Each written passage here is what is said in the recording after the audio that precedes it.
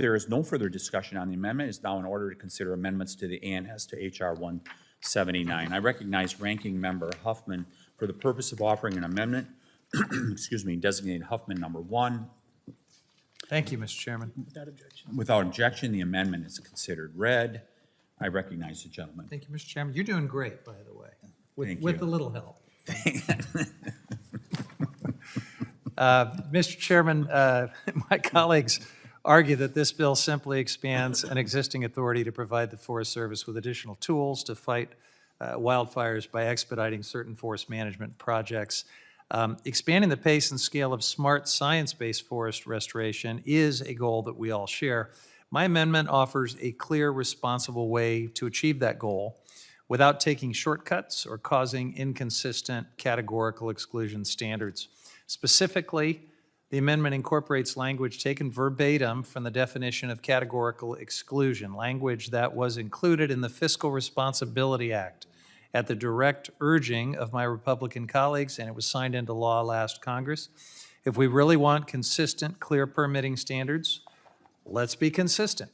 This amendment simply applies the same standard for a categorical exclusion that was created by the FRA. This is a common sense update, and it honors the standards that my Republican colleagues pushed for and secured. There should be no disagreement about including it now. At yesterday's full committee hearing on permitting reform, we heard a lot about the need for consistent standards and the desire to avoid endless cycles of regulatory whiplash. This amendment reflects that kind of consistency. It also strikes unnecessary language in the bill that would allow agencies to ignore the requirement that any given project has to achieve multiple ecosystem benefits based on an undefined subjective determination that it costs too much. Now, I also want to acknowledge that my colleague from California's bill includes many beneficial objectives like reducing hazardous fuels, maintaining biological diversity, and improving water quality. Democrats certainly agree that we need to do everything we can to address the wildfire crisis. This is a long-standing commitment that drove Democrats to champion billions in investments over the last 4 years to provide the Forest Service with resources and tools that were making a difference before President Trump took over. I hope we can agree on the modest changes in this amendment and get back to the progress that we were starting to make before all of this recklessness set it back. I yield back. The gentleman yields. Is there further discussion on the amendment? I recognize the gentleman from Colorado. Thank you, Mr. Chairman.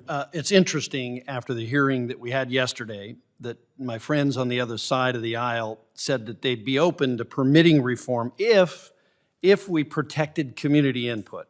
Well, here we are trying to expand an existing CADX with a requirement that it be coordinated with impacted parties at the local level and require consultation with interested parties, yet Mr. Huffman's amendment's trying to put it back under NEPA to make it harder to do CADX. CADXs are used across federal agencies to streamline permitting, specifically to exempt the agency from having to prepare documents.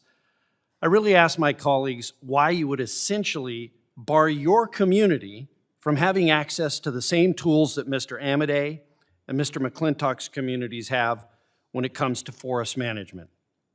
We've heard multiple times from folks that the intensity of wildfires is increasing. If that's what we're seeing, why are we trying to take tools off the table?